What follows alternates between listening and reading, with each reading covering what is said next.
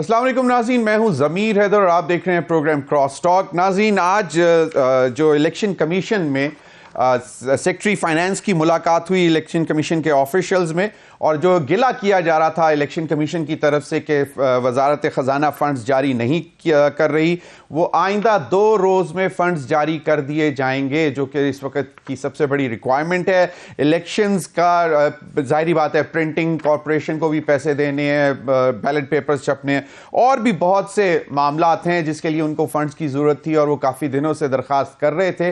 लेकिन आज जब सेक्रेटरी ख़जाना की मुलाकात हुई तो उसके बाद ये तय पा गया कि आइंदा 2 रोज़ के अंदर इलेक्शन कमीशन को फंड्स जारी कर दिए जाएंगे। नाज़रीन, आज मियां नवाज शरीफ साहब की लंदन से वापसी के बाद दूसरी मुलाकात हुई है मौलाना फजलुर रहमान साहब के साथ, और पहली मुलाकात इस्लामाबाद में मियां नवाज शरीफ साहब मौलाना फजलुर रहमान साहब के घर गए थे, और आज मौलाना फजलुर रहमान साहब जो PMLN का मेन सेक्रेटेरिएट है लाहौर में, वहां गए और वहां उनसे मुलाकात हुई।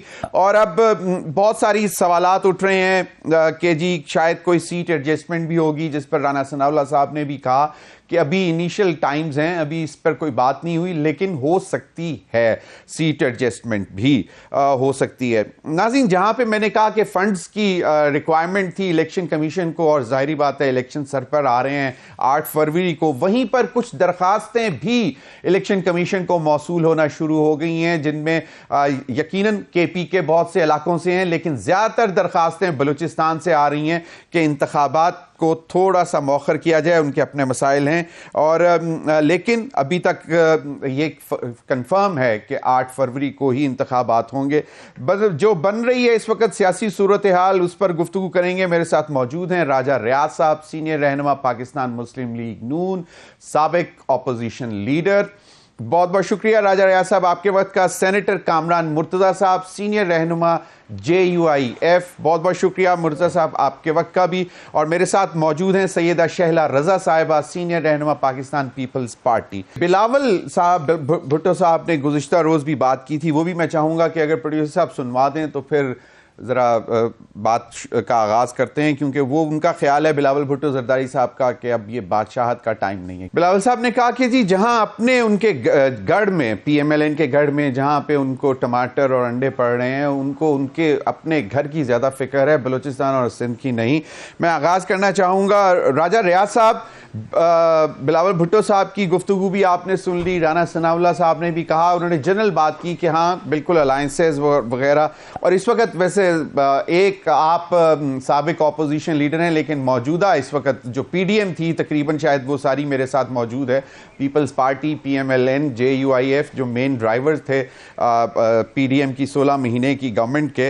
राजा रियाज साहब, क्या सूरत हाल बन क्या रही है फैसलाबाद समेत पूरे पंजाब में, क्योंकि PMLN का तो स्ट्रॉन्ग होल्ड पंजाब ही है, वो नज़रें तो उन्होंने सिंध पे भी लगाई हैं, बलूचिस्तान में भी काफ़ी मलाई ले गए हैं वो, लेकिन अभी तक कहा यह जा रहा है कि पंजाब में भी कुछ थोड़ी सी परेशानी है, जिस तरह बिलावल भुट्टो साहब ने भी इशारतन कहा।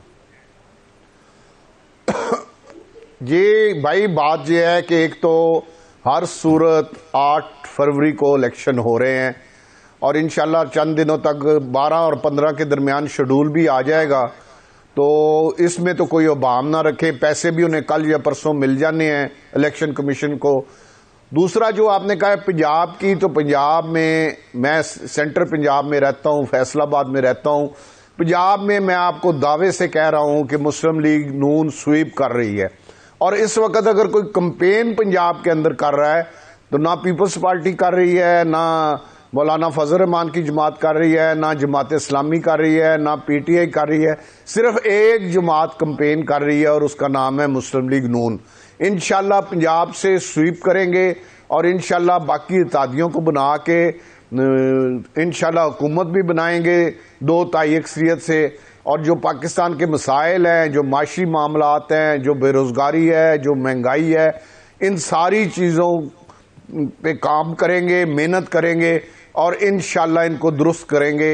ये हमारा मिशन है कि आम आदमी को रिलीफ देना, इस महंगाई से निजात दिलाना, बेरोजगारी जो है उसको नौकरी देना, गरीब आदमी के बच्चों को स्कूल की फीस का मसला है वो मसला हल करना, गरीब आदमी को दवाइयाँ नहीं मिल रही वो मसला हल करना, ये सारे हमारा किसी से कोई लड़ाई नहीं।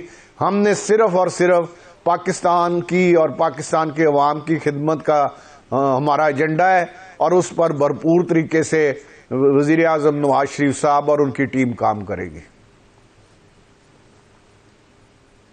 सही, यकीनन चैलेंजेस तो अभी भी हैं, लेकिन 16 महीने की कारकर्दगी राजा रियाज साहब, जब आप लीडर ऑफ द ऑपोजिशन थे तो उस वक्त आपने भी बहुत से सवालात उठाए। हालांकि लोग कहते थे कि इससे ज़्यादा फ्रेंडली ऑपोजिशन कोई नहीं है, लेकिन इसके बावजूद आपने भी सवालात उठाए उसमें, और बहुत मुश्किलात और तकलीफ़ें जो आज अवाम बर्दाश्त कर रही है वो उसी 16 महीने की जो PDM in alliance with People's Party की हुकूमत थी उसकी वजह से लोगों को परेशानी है। तो उसका जवाब कैसे देंगे? देखिए, मैं पिछले 5 साल हुकूमत के अंदर रहा हूँ। सारी चीज़ें मैंने पार्लियामेंट के अंदर बड़े गौर से देखी हैं। पाकिस्तान को जिस हालात में आज है, जिस तरह अदारे तबाह हो चुके हैं, माशी तौर पे हमारे पे इतना कर्ज चढ़ चुका है, माशी बहरान है, डॉलर की कीमत आप देख लें, महंगाई देख लें। मैं ज़ाती तौर पे इसका गवाह हूं कि इस तमाम चीज़ों का जिम्मेदार इमरान खान और उसकी कबीना है। इमरान खान ने ही बेड़ा गर्क किया है तमाम अदारों का, इमरान खान ने ही बेड़ा गर्क किया है मुल्क का, और इमरान खान ही मुल्क को डिफ़ॉल्ट की तरफ ले गया था। मुल्क डिफ़ॉल्ट के धाने पे खड़ा था। ये तो मियाँ शहबाज शरीफ साहब और इसहाक डार साहब ने मेहनत करके मुल्क को डिफ़ॉल्ट होने से बचा लिया है। अगर वो मेहनत ना करते तो आज मुल्क का हाल श्रीलंका वाला होना था। हम डिफ़ॉल्ट हो चुके होने थे। जो हमारे कुछ कारखाने चल रहे हैं वो भी बंद हो चुके होने थे। 500 रुपये का डॉलर होना था और पेट्रोल 600 रुपये लीटर होना था, और मुल्क में खाना जंगी वाली कैफियत पैदा हो जानी थी। ये तो अल्लाह का शुक्र है कि IMF ने किस्त दे दी और हम डिफ़ॉल्ट होने से बच गए। और इस किस्त को रोकने के लिए भी इमरान खान ने बड़ी कोशिशें की। आपको पता है, उसके वजीरों ने खत तक लिख दिए कि इनको किस्त ना दे, लेकिन मेहनत करके मियां शहबाज शरीफ साहब ने खजाना ले ली और हम डिफ़ॉल्ट होने से बच गए। जी, और हम डिफ़ॉल्ट होने से बच गए। सही, बिल्कुल सही है। लेकिन हमारे अवाम की जी हवा बिल्कुल सही राजा रियाज साहब, लेकिन हमारी आवाम की मेमोरी बड़ी शॉर्ट मेमोरी है। वो कहते हैं कि जी नहीं, वो तो पहले था, तो ये 16 महीने में मतलब कुछ तो बेहतर कर जाते। लेकिन यकीनन आपका पॉइंट बिल्कुल सही है। सेनेटर कामरान मुर्तज़ा साहब, अभी जो इस वक्त सूरत हाल है, यकीनन मौलाना फजलुर रहमान साहब की भी गुफ्तगू हम सुन रहे थे। अभी उन्होंने कहा राजा रियाज साहब ने कि और कोई पंजाब में पार्टी नहीं। हमने देखा बहावलपुर में बड़ा जलसा मेरा ख्याल में बहावलपुर में ही किया है मौलाना फजलुर रहमान साहब ने, और वो पंजाब की तरफ भी तवज्जो दे रहे हैं। लेकिन परेशानियां अभी भी हैं JUIF को, और जिसकी वजह से कुछ दरखास्तें, वो उस पर भी आगे चलकर बात करेंगे। लेकिन अब ये जो इस वक्त कैंपेन की हवा बन चुकी हुई है, जो लग रहा है अब तब सबको लेवल प्लेइंग फील्ड मिल गई है जी। देखिए, परेशानियां हमारी तो सिर्फ एक परेशानी, जो मेन परेशानी ये है कि हमारी जान पे हमले हो रहे हैं।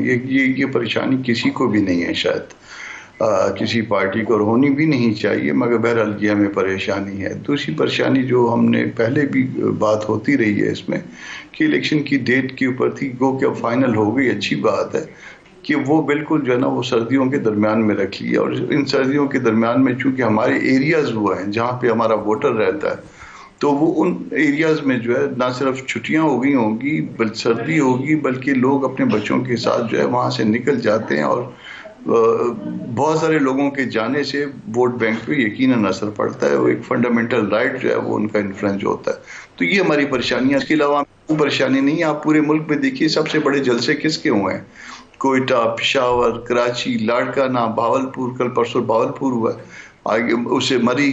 तो ये सबसे ज्यादा बरी और भावलपुर, तो ये दोनों पंजाब में। मेरा ख्याल है कि कोई पार्टी जो ना हमारे मुकाबले का जलसा ना भावलपुर का को अगर आपने मिसाल बनानी है, मरी को मिसाल बनानी है, तो आपको पंजाब में इतना बड़ा कोई इज्तिमा नजर नहीं आएगा।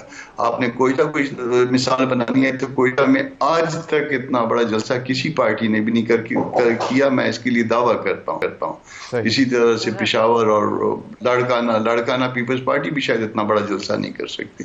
तो ये मतलब ये सारा कुछ हमने एक तरह से स्टैब्लिश किया है, मगर इसके बाद जो है वो प्रॉब्लम जो हो रहा है, वो आप जहाँ पे इकट्ठे होते हैं, जहाँ थोड़ी सी लूज सिक्योरिटी होती है, वहाँ एक कोई पटाखा उटाखा फट जाता है, उसमें लोग हमारे शहीद होते हैं। तो ये अब्दुल्ला पे हमला हुआ है, अकबर तरीन पे हमला हुआ, तो ये सारे मसाइल हमारे साथ हैं, हमको और इसके अलावा कोई मसाइल नहीं है। तो ये मसाइल अगर ये ठीक कर दिए जाए तो ठीक है, अगर नहीं भी किए जाए तो हम इलेक्शन के लिए जो ना उससे भागेंगे नहीं, हम किसी के लिए मैदान खुला नहीं छोड़ेंगे। बिल्कुल सही। शैला रजा साहिबा, यकीनन कोई भी किसी के लिए मैदान खुला छोड़ने के लिए तैयार नहीं है। ये बिलावल भुट्टो साहब की भी आपने गुफ्तगू सुनी, लेकिन वो कहते हैं कि जी ये अब वक्त नहीं है, बल्कि उनको जो भी ऐसा सोच रहे हैं उनको गलत फहमी है कि आप आए और हवाओं का रुख तब्दील हो गया। तो ये क्योंकि पंजाब में मुझे अच्छी तरह याद है कि 9 मई के बाद पीपल्स पार्टी में कुछ थोड़ी सी खामोश हो गई, ख़ासतौर पर जब इस्तेहकाम पाकिस्तान पार्टी नमूदार हुई। तो जो साउथ पंजाब पे भी जो क्लेम था पीपल्स पार्टी का, उस पर भी थोड़ा सा उनको अब लग रहा है कि शायद उस तरह का क्लेम नहीं रहा। तो अब क्या देख रहे हैं? चलें, सिंध पर भी आपके ऊपर अटैक किया जा रहा है, इकट्ठे हो रहे हैं सारे, लेकिन पंजाब और बाकी सूबों में क्या लग रहा है आपको? अच्छा, पहली बात तो यह है कि देखिए, सिंध में जो जीडी है उसमें तमाम पार्टीज होती हैं, JUI भी होती है, PTI भी होती है, जमात इस्लामी भी होती है, MKM भी होती है और मुस्लिम लीग नून भी होती है। अब की दफ़ा इनकी कोशिश है कि कुछ इस तरह का कराची और हैदराबाद के शहरी एरिया में भी कर लें, तो वो उनका राइट है, लेकिन एज सच हमें कुछ नज़र नहीं आ रहा। और जो कैंपेन है वो आधी से ज़्यादा सिंध में चेयरमैन कर चुके हैं, एक इंटरनली मुल्तान तक उन्होंने रैली भी निकाली थी, और बाकी KP में भी आधे से ज़्यादा कवर किया है, आधा तकरीबन, और बलूचिस्तान को भी कुछ कवर किया है। बाकी अब पंजाब में जा रहे हैं, तो मैं समझती हूँ कि ये वाहिद पार्टी है जिस वक्त पूरे पाकिस्तान में कैंपेन कर रही है। अब रही बात आपकी कि देखें, हमारा एक नज़रिया है और वो हमेशा से यही है कि ताकत का सरचश्मा अवाम है। तो हम ये समझते हैं कि बड़ी बड़ी शख्सियात के साथ बंद कमरों के बजाय ये टाइम है कि आप अपने लोगों के पास जाएं, अपने लोगों से बात करें, उनसे पाकिस्तान की तर्ज सियासत को बदलने की बात करें, अपना साथ मांगें, और यही बात वो कर रहे हैं। सही, कि मतलब वो आवाम की तरफ जाना चाहिए, कोई भी किसी भी जमात को किसी और तरफ नहीं जाना चाहिए। बिल्कुल सही शैला साहब, लेकिन ये एकदम इतनी, जिस तरह अभी मैं राजा रियाज साहब से भी पूछ रहा था कि 16 महीने की कारकर्दगी जो है, क्योंकि हमारे लोगों की मेमोरी बड़ी शॉर्ट होती है, वो शायद यकीनन सबसे ज़्यादा नुकसान PTI की हुकूमत ने पहुंचाया। मईशत को डिफ़ॉल्ट भी करने जा रहे थे और तब मतलब मईशत को तबाह कर दिया था, लेकिन फिर भी अवाम जो है वो अभी, क्योंकि 16 माह की हुकूमत आप ही की थी, शायद वो इस केयर टेकर गवर्नमेंट को भी जज नहीं करेंगे, वो आप लोगों को जज करेंगे। बिलावल साहब ने कहा, बड़े कन्वीनियंटली उन्होंने कह दिया कि जी वजारत खजाना तो हमारे पास थी नहीं, तो जितने भी मसाइल हैं इस वक्त जिनका राजा रियाज साहब ने भी जिक्र किया, वो तो सारे हैं ही माशी। एक तो बात यह है कि इससे कोई दो राय नहीं है कि इंटरनेशनली जो हमारी क्रेडिबिलिटी थी वो ख़त्म हो गई थी, चैलेंज हो गई थी। IMF के साथ साथ जो फ्रेंड कंट्रीज़ हैं, दोस्त ममालिक, वो भी यही देख रहे थे कि आया हम IMF से किया गया मायदा पूरा कर रहे हैं या नहीं, क्योंकि लीडर जो था उस वक्त, वज़ीर आज़म जो था उस वक्त, वो पाकिस्तानी अवाम की तरह डील कर रहा था IMF को कि मैं कुछ भी कहूँगा और यू टर्न ले लूँगा। इंटरनेशनली इस तरह नहीं होता, ये स्टेट का कॉन्ट्रैक्ट था। और फिर नतीजतन ये हुआ कि जब वो समझ गए कि अब वो नहीं चला सकते और वो हट जाएंगे, तो उन्होंने और मज़ीद उसमें मसाइल किए।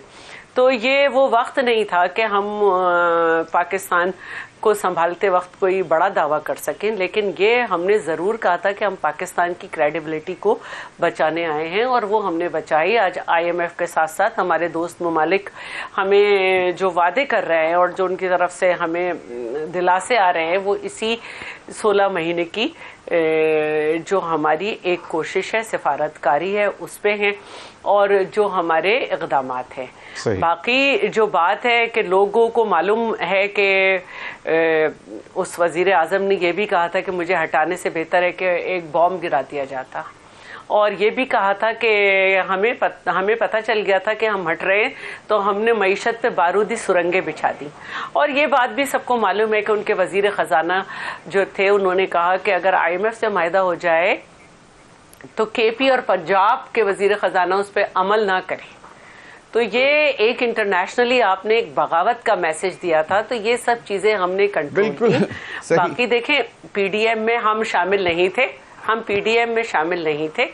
अगर हमने किसी चीज़ के लिए कभी कोई आवाज़ उठाई तो PMLN और PDM के लोग एक साइड हो गए।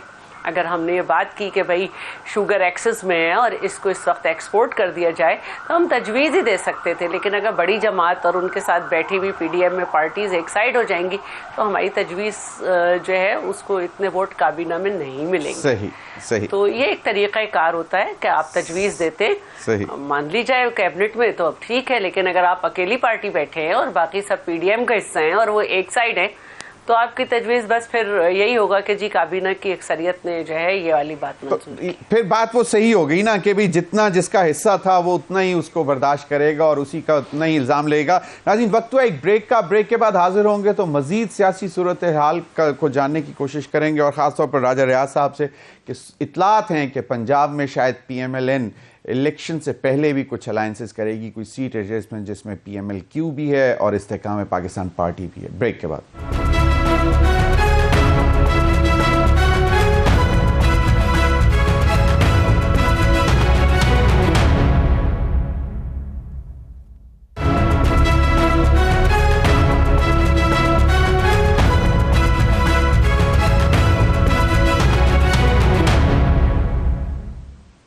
Welcome back. राजा रियाज साहब, 2-3 चीज़ें हैं, मैं चाहूँगा कि आप उसका जवाब दे दें। एक तो ये कि आपने जब PMLN ज्वाइन की थी हुकूमत ख़त्म होने के बाद, बाकायदा जब आपने ज्वाइन की तो आपने कहा था कि बहुत से जो मुनहरिफ हैं जो आपके साथ थे वो PMLN में आएंगे। एक तो उसकी भी बता दें कि अभी तक और फिर उनके साथ कोई टिकट की या सीट एडजस्टमेंट की कोई कमिटमेंट्स भी का भी सुन रहे थे, वो उसका क्या बना। दूसरा, पंजाब में एक एक सीट पे कोई 3-3, 4-4 फेवरेट्स आ रहे हैं, जिसमें से एक आपकी सीट का भी रौला है। फिर वो हम देख रहे थे नवाब शेर वसीर साहब का और तलाल चौधरी का भी इशू था, वो भी आपका फैसलाबाद डिवीजन ही है। फिर राना एहसान अफजल साहब का और आपकी टिकट का मामला है, वो भी है। और दूसरा ये कि PMLN IPP या PMLQ खासतौर पे बशीर चीमा साहब की टिकट का रौला है, उसमें क्या सूरत हाल बन रही? देखिए जी, मुस्लिम लीग नून पंजाब में इस वक्त स्वीप कर रही है और उसके पास हर सीट पे, जिस तरह आपने अभी खुद कहा है कि हर सीट पे उसके पास बड़े अच्छे कैंडिडेट हैं, सबका MNA है, सबका MPA हैं, 3-3, 4-4, 6-6 दफ़ा वो नलकों से इलेक्ट हो चुके हैं। तो मुस्लिम लीग नून को पंजाब की हद तक तो किसी अलायंस की ज़रूरत नहीं है और ना ही मुझे अलायंस होता हुआ पंजाब में किसी जमात के साथ, जिस तरह आप काफ की लीग कह रहे हैं या इस्तेकाम पार्टी कह रहे हैं, मुझे नज़र नहीं आ रहा। और पंजाब के प्रेसिडेंट राना सनाउल्लाह साहब ने भी कहा है कि पंजाब में हमारा ताद किसी के साथ मुश्किल है, इलेक्शन के बाद तो हो सकता है। पहले सीट एडजस्टमेंट जो है वो मुस्लिम लीग नून पंजाब की हद तक तो मुझे लग रहा है कि नहीं करेगी। इसी में ही मुस्लिम लीग नून की बेहतरी है क्योंकि इनके पास अपने लोग बहुत मजबूत लोग हैं जो पहले MPA रह चुके हैं, MNA रह चुके हैं। जहाँ तक आपने हमारे जो लोग PTI को छोड़ के अपोजिशन में बैठे थे, उन लोगों में से जिन लोगों से बात हुई थी, कुछ लोग ऐसे थे जो मुस्लिम लीग नून के टिकट पे नहीं आना चाहते थे और कुछ लोग थे जो मुस्लिम लीग नून के टिकट पे आना चाहते थे। वो लोग मियां शहबाज शरीफ को मिल चुके हैं, मैंने भी टिकट के लिए अप्लाई किया है, नवाब शेर वसीर साहब ने भी टिकट के लिए अप्लाई किया है, बाकी जो दोस्त मिल चुके हैं उन्होंने भी अप्लाई किया है और उसके साथ हमारी कोई बातचीत भी हुई थी। तो उसको मद्देनजर रख के अब बोर्ड बैठेगा, बोर्ड के सामने जाएंगे और बोर्ड और पार्टी लीडरशिप जो फैसला करेगी हमें वो फैसला कबूल होगा। सही रियाज साहब, लेकिन जब पीडीएम बनी और बाकायदा वोट ऑफ नो कॉन्फिडेंस के बाद पीएमएलएन के सदर शहबाज शरीफ साहब को बना दिया वजीर आजम, और उसके बाद जब काबीना में लोग लिए गए तो उस वक्त भी कुछ थी, जिस तरह खासतौर पर तारिक बशीर चीमा साहब के हवाले से बात की जा रही थी कि यहाँ तो उनके खिलाफ कोई कैंडिडेट नहीं खड़ा किया जाएगा या शायद वो नून लीग पर लड़ेंगे। तो वो कुछ कमिटमेंट्स थी जो कि शायद काफ लीग के खास साथ तो थी। चलें आईपीपी तो कल की बात है, वो तो कल बनी है, लेकिन ये एक कुछ मसाइल नहीं होंगे? देखिए जी, जो काफ लीग के भी दो हिस्से हैं, एक तो परवेज लाई साहब जो पीटीआई में जा चुके हैं, बाकी जो चौधरी शुजात साहब की काफ लीग है वो आपको पता है उनके बेटे भी वजीर थे, तारिक बशीर चीमा साहब भी वजीर थे। मेरे नहीं इल्म है कि उनकी मुस्लिम लीग नून की क़यादत से क्या कमिटमेंट है या क्या बात हुई है। अगर उनकी कोई बात हुई है या कोई कमिटमेंट है तो फिर शायद उस पर अमल हो, लेकिन अगर इस तरह की बात नहीं हुई फिर तो मुस्लिम लीग नून अपने कैंडिडेट देगी। ये ज्यादा बेहतर मुस्लिम लीग नून के पंजाब के सदर राना सनाउल्लाह साहब या फिर पाकिस्तान के सदर मियां शहबाज शरीफ साहब जो कि उस वक्त वजीर आजम भी थे, वो इस बारे में, इन 2-3 सीटों के बारे में मुझे कुछ इल्म नहीं, वो इस सीटों के बारे में जिनका आपने जिक्र किया है इन के बारे में बेहतर वो बता सकते हैं। सही, बिल्कुल सही फरमाया। मैं जानना चाहूंगा सेनेटर कामरान मुर्जा साहब, आज जो मुलाकात हुई मौलाना फजलुर रहमान साहब की और जो पिछली मुलाकात हुई उसमें कुछ ऐसी आवाज़ें भी सुनने को दे रही हैं। पहले हमें सुनाई दे रहा था कि शायद आसिफ अली जरदारी साहब दोबारा सदर बनेंगे, वजीर आजम पीएमएलएन के होंगे, पंजाब में वजीर आला पीएमएलएन का होगा, Sindh as it is People's Party के पास रहेगा, और जो केपी और बलूचिस्तान में कोई लॉइंस शेयर किसी एक सूबे में मौलाना फजलुर रहमान साहब को मिलेगा। लेकिन अब इतलात ऐसी भी आ रही हैं कि जनाब आइंदा के मामलात अगर बेहतर तरीके से इसी तरह चलते रहते हैं तो मौलाना फजलुर रहमान साहब को सदर भी बनाया जा सकता है। ये कहाँ से सर कोई यकीन दहानी मिली? देखिए, हम बैठ के जो है खुद ओहदे तकसीम कर रहे हैं, कभी हम किसी को दे देते हैं, कभी किसी को दे देते हैं। ये सारी बातें जो है ना प्री मैच्योर हैं। ये इस वक्त अब कुछ नहीं कहा जा सकता कि अल्टीमेटली क्या होगा और किस तरह से जो है हर पार्टी की जो है वो स्ट्रेंथ पता चलेगी आफ्टर इलेक्शन। लोग उसको कितना वोट करते हैं, फिर वो दूसरी पार्टी जो निस्बतन बड़ी होगी जिसको वो वोट चाहिए होंगे, वो फिर उसके साथ बार्गेनिंग के नतीजे में वो देखेगी कि अल्टीमेटली जो है ना वो किसको क्या देना है या किसके साथ कौन किस शर्त पे मानता है या किसको कहाँ पे एडजस्ट किया जा सकता है। तो ये सारी बातें जो है इलेक्शन के बाद की हैं। इस वक्त ये होगा कि यकीनन जो है सीट एडजस्टमेंट होगी या ये भी आप कह लीजिए कि किसी ने माजी में अगर आपके साथ कोई अच्छा किया है, एहसान किया है और वो कहीं किसी हल्के से कैंडिडेट है तो उसके मुकाबले में कैंडिडेट न खड़ा किया जाए, उसको जो है वॉक ओवर दिया जाए, ये मुमकिन हो सकता है। मुझे नहीं पता कि अल्टीमेटली क्या होगा, मगर ये मुमकिनात में से है। इस वक्त सिर्फ इतनी बात है और फैसला करना है वो अवाम ने। अवाम फैसला करेगी किसकी क्या ताकत होगी, किसका कितना मैंडेट होगा। उसके बाद यकीनन पार्टियां जो है या तो नजरियात की बुनियाद पे आगे चलती हैं या फिर मुश्तरका मफाद उनका हुआ करता है, लेन देन हुआ करता है, उसकी बुनियाद पे चलती है। सही, बिल्कुल। लेकिन हाफिज अब्दुल्ला साहब ने किसी निजी टीवी के प्रोग्राम में बाकायदा ये दावा किया था कि अगले सदर मौलाना फजलुर रहमान साहब होंगे, इसलिए हमने ये सवाल आपके सामने रखा था। बिल्कुल सही। शैला रजा साहिबा, बिलावल भुट्टो साहब कहते हैं कि जी नवाज शरीफ साहब वोट को इज्जत दिलवाएं और बेइज्जती ना करें वोट की। और एक जो है वो नारा भी ये था मियां नवाज शरीफ साहब का 2017 में जो इस्लामाबाद से लाहौर तक जो था सफ़र, वो भी यही था कि वोट को इज़्ज़त दिलानी है। तो अब एक तो एक्सट्रीम लाइंस ली जा रही हैं, हालांकि आसिफ अली जरदारी साहब ने भी कहा था कि नहीं इतनी एक्सट्रीम लाइंस पे ना जाया जाए, लेकिन जाया जा रहा है। और ये मुझे एक बात बताएं कि आज भी मैं सुन रहा था सेनेटर जो आपके हैं गनी साहब, क्या नाम है उनका, सईद गनी साहब, वो कह रहे थे कि जी MQM पाकिस्तान जो है वो जिस किस्म के काम करने जा रही है वो कराची और सिंध के अर्बन सेंटर्स को तबाह करने की तरफ जा रही है। और दूसरा कि लाडले की भी बात उन्होंने की कि जी ये शर्जील मेमन साहब ने भी कुछ इसी किस्म की बात की। तो ये क्यों आप लोग ज़बरदस्ती उनको किसी को लाडला बनाई जा रहे हैं?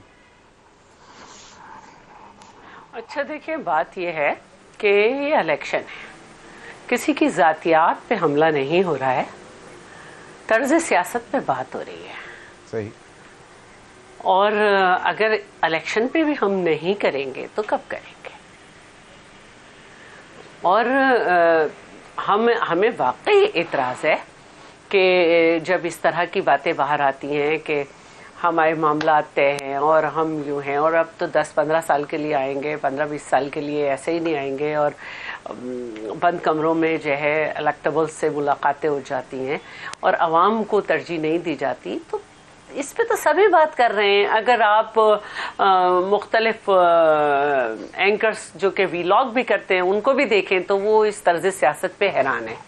और जिस तरह से जो है वो पंजाब में सेक्रेटरीज जो हैं उनके नॉमिनेटेड लोगों के साथ मिलके कहीं खंबे लग रहे हैं, कहीं कुछ हो रहा है, तो ये सब चीज़ें भी सब देख रहे हैं। मैं तो नहीं बैठी हुई ना पंजाब में, लेकिन अगर मुझे वहाँ से इत्तला मिल रही है, वहाँ के कुछ एंकर्स जो हैं उस पर बात कर रहे हैं, तो फिर यही बात होगी ना कि आप ताकत का सरचश्मा आवाम को नहीं समझ रहे, आप वोट को इज्जत दो पे नहीं जा रहे हैं, आप ताकत से काम ले रहे हैं। और रही बात, देखिए अगर आप लोग कराची की सियासत को भी देखते हैं तो जो ज़बान इस्तेमाल की जा रही है वो बड़ी अजीब है, और सियासत में इस तरह से नहीं कहा जाता। आप लोगों के बहुत सोच के ज़बान इस्तेमाल की जाती है, लेकिन मुस्तफ़ा कमाल जिनको बिल्कुल भी ज़बान पे और जज्बात पे इख्तियार नहीं होता, वो इस तरह की ज़बान बोल रहे हैं, तो कहीं ना कहीं फिर उनको जवाब दिया जाता है। अब उनकी चीज़ हाईलाइट नहीं हो रही, हम तक पहुंच गई, मुख्तलिफ जगह से क्लिप्स पहुंच गए, तो फिर एक वक्त आता है कि दूसरी तरफ से भी बात की जाती है। तो बेहतर यह है कि जो भी सियासत कर रहा है अपनी बात को कहने के बहुत अच्छे तरीके होते हैं, और आप जितनी शाइस्तगी से दूसरे को क्रिटिसाइज करते हैं इतनी ही शाइस्तगी से जो है लोगों के दिल पे असर करती है। और ये हार्ड लाइन जो है वो ये लाइन थी जिसकी उन्होंने बात की कि एक्सट्रीम पे कोई ना जाए, जैसे वो चोर और डाकू और किसी के घर की खवातीन पे बात चली जाए, तो ये एक्सट्रीम लाइन होती है। बाकी जो एक इंसान अपने नैरेटिव से, अपने किसी स्लोगन से हटेगा तो उस पर तो बात की जाएगी ना। बिल्कुल सही। राजा रियाज साहब, ये एक सूरत हाल है कि जिस तरह शहला रज़ा साहिबा ने भी कहा कि, और आसिफ अली जरदारी साहब से भी एक इंटरव्यू में जब पूछा गया तो उन्होंने कहा कि कतई तौर पर ऐसा तासुर नहीं होना चाहिए, गलत है। जो चीफ मिनिस्टर हैं पंजाब के केयर टेकर वो बिल्कुल न्यूट्रल हैं, लेकिन फिर भी ये कहा जा रहा है, जिस तरह अभी शहला रज़ा साहिबा ने कहा है कि पंजाब में फेवर्स मिल रहे हैं आप लोगों को। तो राजा रियाज साहब, आपको कोई फेवर मिला है फैसलाबाद में अभी तक? पहली बात तो जो मुस्तफ़ा कमाल साहब ने बात की है, मैं समझता हूँ उन्होंने गलत बात की है, उन्हें उसकी अपने अल्फाज वापस लेने चाहिए, और मैं उसकी मजम्मत भी करता हूँ, उन्हें ये अल्फाज इस्तेमाल नहीं करने चाहिए। दूसरा, हम अब MNA नहीं रहे और हमें किसी किस्म की कोई फेवर नहीं मिल रही, ना हमारे कोई काम हो रहे हैं, ना कोई किसी किस्म के हमारे तरक्याती मंसूबे जितने थे वो ख़त्म हो गए हैं, फंड्स वापस चले गए हैं, अब हमारा कोई काम नहीं हो रहा। हम सिर्फ इस वक्त अपनी कंपेन कर रहे हैं, और अगर हमारे पास कोई आता है काम के लिए तो हम उससे कहते हैं कि हमारे पास अब फंड नहीं है, हम अब MNA नहीं हैं, हम अब MPA नहीं हैं। इंशाअल्लाह ताला इलेक्शन होगा, इलेक्शन के बाद आपके मसाइल इंशाल्लाह हल कराएंगे, आपके पास आएंगे। अभी हमारे से इन चीज़ों की डिमांड ना करें। तो अगर इस तरह की किसी को कोई रिपोर्ट मिली है तो मैं समझता हूँ कि ये गलत रिपोर्ट मिली है, इस किस्म की कोई बात नहीं है। हाँ, ये मैं ज़रूर इकरार करता हूँ कि इस वक्त पंजाब के अंदर एक पार्टी सिर्फ कंपेन कर रही है, वोट मांग रही है, लोगों के पास जा रही है, वो सिर्फ मुस्लिम लीग नून है। बाकी पार्टियां जैसे ही शेड्यूल अनाउंस होगा शायद एक्टिव हों, लेकिन अभी तक बाकी पार्टियां पंजाब के अंदर या फैसलाबाद के अंदर एक्टिव नहीं है। अभी वो सोच विचार कर रहे हैं, अपने कैंडिडेट ढूंढ रहे हैं। नून लीग के पास तो माशाल्लाह हर हल्के में 4, 5, 6 अच्छे कैंडिडेट हैं जो अच्छा इलेक्शन लड़ सकते हैं। तो इसलिए नून लीग के लिए ये इशू नहीं है। सारे कैंडिडेटों ने अप्लाई किया हुआ है, बोर्ड बन गए हैं, बोर्ड्स की मीटिंग हो रही है और उनकी क़यादत मियां नवाज शरीफ साहब खुद कर रहे हैं। जैसे ही टिकटों का ऐलान होगा उसके बाद और ज़्यादा तेज़ी आ जाएगी और इंशाल्लाह जिस तरह मैंने आपको पहले बताया है कि मुस्लिम लीग नून इंशाल्लाह इस वक्त पंजाब में स्वीप कर रही है और इंशाल्लाह पंजाब में भी हुकूमत बनाएगी।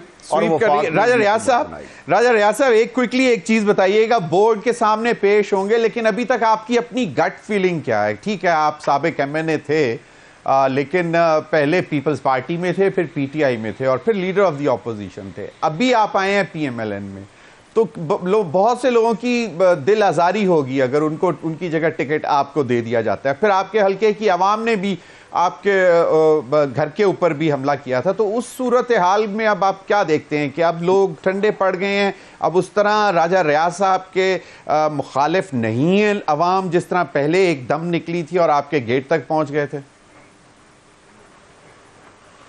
कोई मेरे घर पे हमला नहीं हुआ और अल्लाह का शुक्र है, अल्लाह से 100 दफ़ा डर के कहता हूँ कि किसी में हिम्मत भी नहीं है। ये आपको गलत रिपोर्ट है, पहले तो इसकी इस्लाह कर ले। दूसरी बात ये कि मैं हल्के में फिर रहा हूँ, जब मैं इमरान खान के ख़िलाफ़ था उस वक्त भी मैं हल्के में फिरता रहा हूँ, कंपेन कर रहा हूँ, लोगों के साथ मेरे राब्ते हैं। मैं इस हल्के से 3 दफ़ा MP रहा हूँ, 1 दफ़ा MNA रहा हूँ, इसी हल्के से मैं काउंसलर रहा हूँ। तो अल्लाह का शुक्र है मैं इस हल्के में मैंने बेशुमार तरक्याती काम कराए हैं, बहुत से स्कूल कॉलेज बनाए हैं, डिस्पेंसरियां बनाई हैं। इस हल्के के लोगों का मेरे साथ एक भाइयों वाला रिश्ता है, बुजुर्गों वाला रिश्ता है और रिश्ता कायम है। और इंशाल्लाह अगर डाई हार्ड आपने PMLN के वर्कर को टिकट नहीं मिलती और आपको, तो उनकी दिल आजारी जी आपको किसने कहा है? मैं भी, मेरे लिए अगर ये जो पिछला दौर गया है, अगर इमरान खान को उतारने में और उसके खिलाफ जो सारी जद्दोजहद है उसमें मेरा एक रोल रहा है और उस रोल की वजह से कई ऐसी चीज़ें हुई जो इमरान खान करना चाहता था लेकिन वो उनमें कामयाब नहीं हुआ। तो इसको अल्लाह खैर करेगा, इलेक्शन आने दे, रिजल्ट आपके सामने आ जाएगा। सही, बिल्कुल, अल्लाह खैर करेगा। सेनेटर कामरान मुर्तज़ा साहब, अल्लाह खैर करेगा, सबके लिए हमारी तरफ से खैर की दुआ ही है और हम चाहते हैं कि सबके लिए अभी जो इस वक्त सूरत हाल बन रही है, ये आपने कह दिया, वो मैंने पहले भी कहा कि वो हमदुल्ला साहब ने किसी पे कहा था उस चैनल पर कि अगले सदर मौलाना फजल रहमान साहब होंगे, लेकिन चलें वो तो आइंदा जो सूरत हाल बनेगी उसके बाद ही चीज़ें क्लियर होंगी। लेकिन मेजर कोई आप अलायंस देख रहे हैं आफ्टर गवर्नमेंट, आफ्टर इलेक्शंस? देखिए, मुझे एक चीज़ जो नज़र आती है, मुमकिन है कि मैं गलत हूँ, मगर ये कोई भी पार्टी सादा अक्सरियत भी शायद हासिल ना कर पाए, और जब सादा अक्सरियत हासिल नहीं पाएगी तो फिर एक से ज़्यादा पार्टियाँ, बल्कि 2, 3, 4 से ज़्यादा पार्टियाँ, उनको मिल के चलना पड़ेगा। उसमें मुमकिन तौर पर पाकिस्तान मुस्लिम लीग भी होगी, उसमें मुमकिन तौर पर पीपल्स पार्टी भी होगी, उसमें मुमकिन तौर पर JUI भी होगी, उसमें मुमकिन तौर पर MQM भी होगी, मज़ीद पार्टियां भी हो सकती हैं। मगर ये 4 पार्टियां मुझे नज़र आती हैं कि आइंदा के सिनेरियो में, आइंदा मामला को लेके ये चलेंगी। मेजर पार्टियां ये 3-4 होंगी। अगर फ़र्ज़ कर लीजिए कि कहीं पे आपस में ना बन पाए तो इनमें से फिर कोई एक आध पार्टी अपोजिशन में भी जा सकती है। यूनिटी गवर्नमेंट की बाज़गश्त सुन रही थी हमें कुछ अर्सा पहले, बल्कि जब भी असेंबलियां तहलील नहीं हुई थी तब भी इस किस्म की आवाज़ें आ रही थी। तो आप भी उसी तरफ इशारा कर रहे हैं कि there should be a national unity government, मतलब रिगार्डलेस के किसी के पास मजबूरी आपकी मईशत आपकी तबाह हो चुकी है, मईशत तबाह कर चुके हैं इमरान खान साहब। भले वो जो है ना वो इल्ज़ाम फिर आगे आने वालों पे लगा, मगर तबाही जो उन्होंने फेरी थी, वरना तो वो बड़े महबूब थे इस्टेब्लिशमेंट के। वो असल मसला उनके साथ यही था कि उन्होंने इस तरह से तबाही फेरी है कि उस तबाही को फिर जो है उसके बाद 16-17 महीने की गवर्नमेंट भी संभाल नहीं पाई है। बड़ी मुश्किल से रो के उन्होंने डिफ़ॉल्ट से बचाया है और आज भी जो है ना उसको भुगत रहे हैं। तो ये सारा मामला जो है ना, वरना मेरा ख्याल है कि अगर ये मीशत चला पाते तो ये आज भी जो है ना वो अपनी जगह पे कायम दायम होते। वो उस एक्सपीरियंस ही करते रहे हैं और फिर 2-4 महीने बाद, 6 महीने बाद, 8 महीने बाद उनको पता चलता था नहीं हम तो एक्सपीरियंस नहीं थे और ये साहब ठीक नहीं है, इनको बदली कर देते हैं, दूसरा ले आते हैं। तो ये बटन दबाने से तो मीशत ठीक नहीं होती है। इसके लिए लॉन्ग टर्म जो है ना वो प्लानिंग करनी पड़ती है। वो उनके जो साथी थे, जो शायद अब साथी नहीं रहे हैं, वो शायद कोई इस तरह के ख्यालात का शिकार थे कि जिसमें उनका ख्याल ये था कि द मोमेंट हम आएंगे और फिर $100 वहाँ से, $100 अरब वहाँ से आ जाएगा, $50 अरब वहाँ से आ जाएंगे, बाकी 50 फला जगह से आ जाएंगे, जिसमें से इतने हम किसी के मुंह पे मारेंगे और बाकी अपने अवाम के मुंह पे मारेंगे। वो हमारे मुंह पे तो भूख और महंगाई मार के गए हैं, वो हम अभी तक भुगत रहे हैं। सही। शला रजा साहब, आसिफ अली जरदारी साहब को मुफाहमत का बादशाह भी कहा जाता है, पॉलिटिकल इंजीनियरिंग का भी बादशाह कहा जाता है, और ख़ास तौर पर एक ऐसे टाइम भी हमने देखा जिस तरह यूसुफ रज़ा गिलानी साहब को भी इलेक्ट करवा लिया उन्होंने, और फिर जो बलूचिस्तान की गवर्नमेंट एक वक्त में हटाई थी उस वक्त भी फिर संजरानी साहब को, वो चीज़ें मैनेज कर लेते हैं। अभी जो एक सूरत हाल है कि जिस तरह लग ऐसे रहा है कि शायद पीपल्स पार्टी को दीवार के साथ लगाने की कोशिश की जा रही है, तो इस पर, और जब वो लाहौर भी अब आके बैठने का उन्होंने पंजाब भी की तरफ दोबारा रुख किया है, तो कितना पॉजिटिव रिस्पांस आपको लग रहा है कि यकीनन पीपल्स पार्टी नेशनल पार्टी है? क्योंकि हमने देखा कि 2008 के बाद शायद 13 में और 18 में पीपल्स पार्टी का ग्राफ नीचे ही गया है, अदर देन सिंध। अच्छा, मुझे एक बात कहनी है जी। आप लोग कहते हो कि इतनी बड़ी पार्टी है PMLN, मुझे बताएं तो उनके सिंध में कितनी सीटें हैं? और दो टेन्योर से वो कहाँ हैं वो लोग? इस पे कोई बात ही नहीं करता। हम तो इतने बुरे हालात थे कि एक आदमी पे 150 मुकदमात थे, फिर भी पंजाब में कहीं ना कहीं मौजूद रहे। ये कोई नहीं कहता कि भाई इतना सा सिंध है, 51 NA की नशिस्तें और पंजाब में 141 नशिस्तों पे MNA जहाँ पे बनते हैं, और हमारे पास 51, हम वहाँ पे भी जगह ले लेते हैं। अब 51 में से भी नहीं लेते, लेकिन इस पे तबसरा ही नहीं होता, आधी बात करते हैं। नहीं, वो तो हम कहते हैं कि PMLN तो कहाँ है सिंध में, ANP कहाँ है सिंध में? एक मिनट, ANP कहाँ है सिंध में? JUI कहाँ है? एक पार्टी की आप बात करते हैं और ये नहीं सोचते कि उसको किस तरह से इंजीनियर कर करके महदूद किया गया है। रही बात ये कि हमारी पार्टी ने हमेशा अपने नज़रिए पे इलेक्शन लड़ा है और बाद में जो है वो मुख्तलिफ वर्किंग रिलेशनशिप्स मुख्तलिफ पार्टीज से बनाई हैं, और अभी भी हम जो है वो अपने बलबूते पे इलेक्शन लड़ेंगे और बाद में जो रिजल्ट होगा वो उसी के हिसाब से हम लेकिन अच्छा हमें जब लगेगा, चाहे हम ऑपोजिशन में भी बैठे, जब हमें ये नजर आएगा, कहना नहीं पड़ेगा कि हमें यहाँ पे अवाम ने बिठाया है। सही, ये यकीनन बहुत बड़ी बात है। सही फरमाया आपने। आप तीनों हजरात का बहुत बहुत शुक्रिया। नाज़रीन, वक्त हुआ एक ब्रेक का। ब्रेक के बाद हाजिर होंगे तो हमारे साथ होंगे हारून शरीफ साहब, सीनियर इकोनॉमिस्ट हैं, उनसे सूरत हाल जानने की कोशिश करेंगे। और कहा यह जा रहा है कि अनवारुल हक काकड़ साहब जो केयर टेकर प्राइम मिनिस्टर हैं, उनके ये दौरा कुवैत और UAE, इसमें बहुत ही पॉजिटिव एग्रीमेंट्स हुए हैं जो आने वाले दिनों में पाकिस्तान की मईशत के लिए बहुत बेहतर सूरत हाल की नवीद दे रहे हैं। इस पर बात करेंगे ब्रेक के बाद।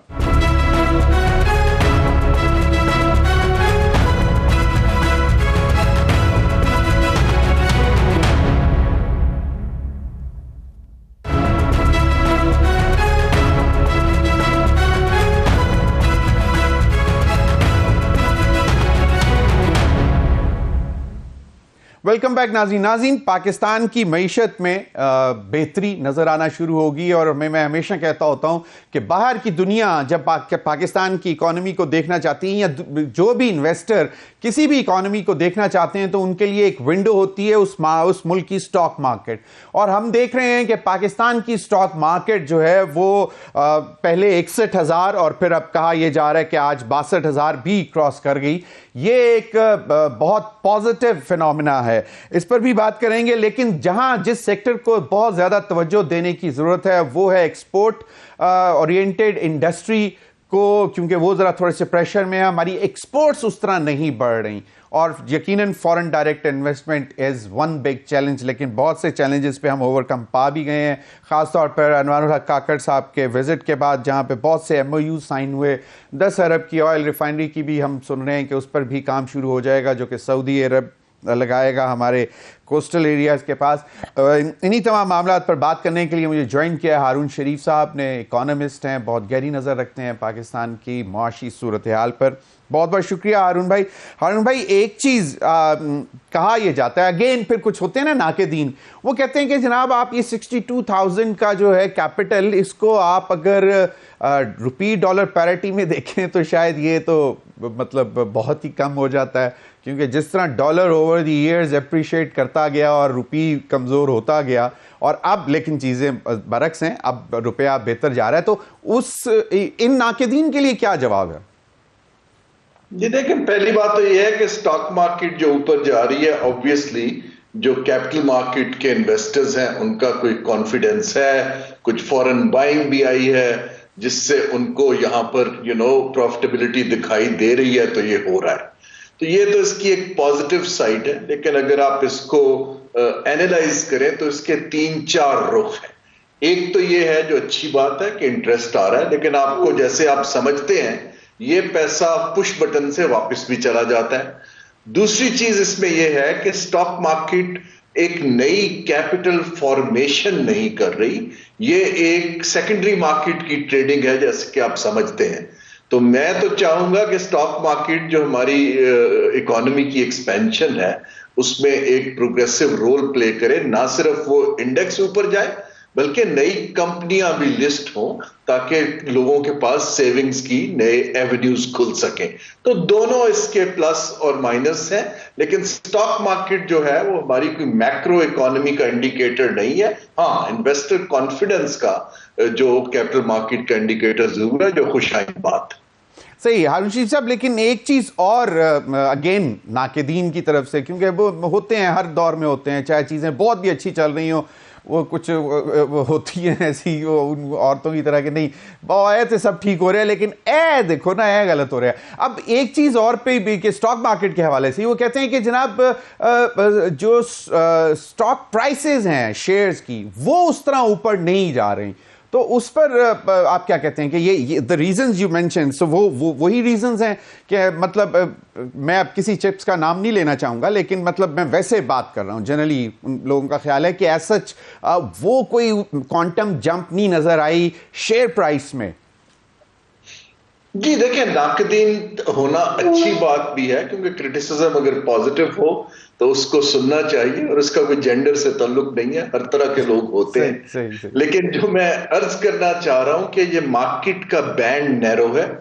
कुछ स्क्रिप्ट्स जो हैं उनका वॉल्यूम इतना ज्यादा होता है, जो इंडेक्स का ऊपर नीचे जाना है वो इक्वली रिफ्लेक्ट नहीं करता कंपनीज की हेल्थ को। कुछ कंपनीज आपको पता है उनकी कैपिटलाइजेशन भी ज्यादा है, फ्लोट भी ज्यादा है, उसमें इंटरेस्ट भी ज्यादा है, तो इसलिए ये एक नैरो एक जो है ना मार्केट का बैंड है। तो वो इससे एक्सपेक्ट करना कि सब कंपनियां ऊपर चली जाएंगी, बहुत अच्छी मीशत चल रही है, तो इसलिए मैं अर्ज कर रहा था कि ये नेसेसरली उसका इंडिकेटर नहीं है। सही।